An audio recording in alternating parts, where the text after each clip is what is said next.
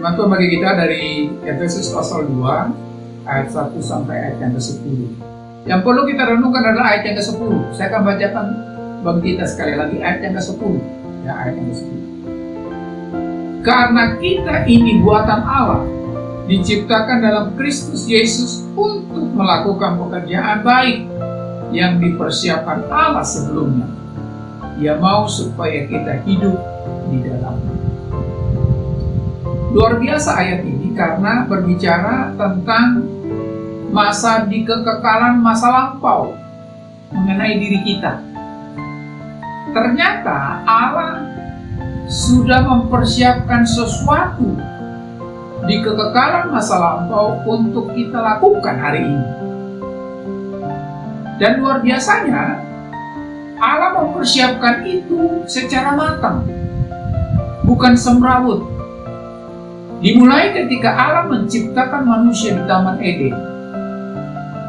Maksud Allah sebenarnya adalah untuk merealisasikan sesuatu yang dipersiapkan Allah untuk manusia lakukan. Dan setelah penciptaan itu, ternyata manusia jatuh dalam dosa.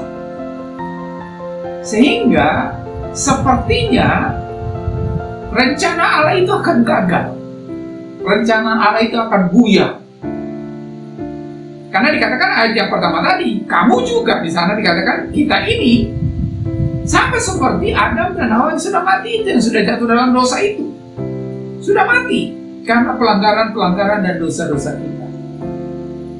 Kita hidup di dalam bayang-bayang hukuman Allah. Padahal sebelum itu Allah sudah merencanakan sesuatu yang baik yang akan kita lakukan. Sesuatu yang Tuhan sudah persiapkan sebelumnya. Dan ketika Allah ingin merealisasikan rencananya itu, ternyata manusia mengacaukan. Tetapi Allah adalah tetap Tuhan yang tidak akan pernah bisa dikalahkan oleh siapapun dan oleh apapun.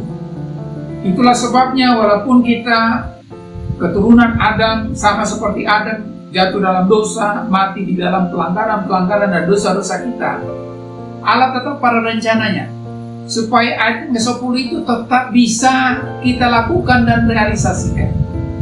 Itulah sebabnya oleh karena kasih-Nya dan anugerah-Nya, katanya, kita diselamatkan, kita dipulihkan, kita boleh diangkat kembali dari kejatuhan kita dan ditempatkan pada posisi semula.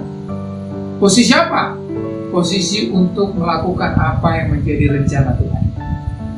Karena tidak mungkin manusia itu akan memenuhi rencana Allah itu dari keberdosaannya.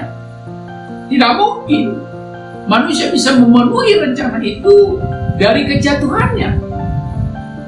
Tetapi rencana Allah tetap akan terjadi. Rencana Allah tidak akan mungkin batal. Itulah sebabnya dari kasih-Nya dan anugerah-Nya, Ia mengangkat kita dari keberdosaan kita dan menempatkan kita pada posisi untuk memenuhi rencana. Itu makanya pada ayat 8 dan 9 jelas dikatakan, karena kasih karunia kamu diselamatkan oleh Allah. Itu bukan hasil usahamu, bukan hasil pekerjaanmu. Jangan ada orang memegangkan kita. Kenapa Tuhan selamatkan kita? Kenapa? Oleh karena kasih-Nya Tuhan mengangkat kita, karena ada sesuatu yang Tuhan siapkan yang ingin kita kerjakan.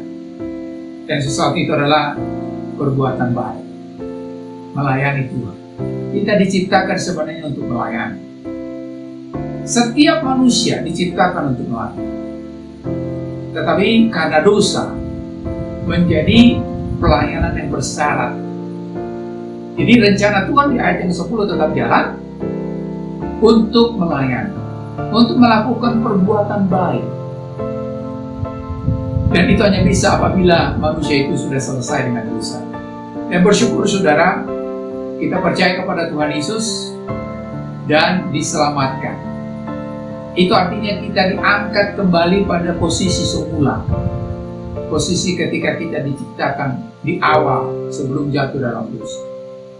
Dan disitulah kita diberi kesempatan untuk merealisasikan rencana Tuhan di sejak kekekalan masa lampau, yaitu melayani Tuhan.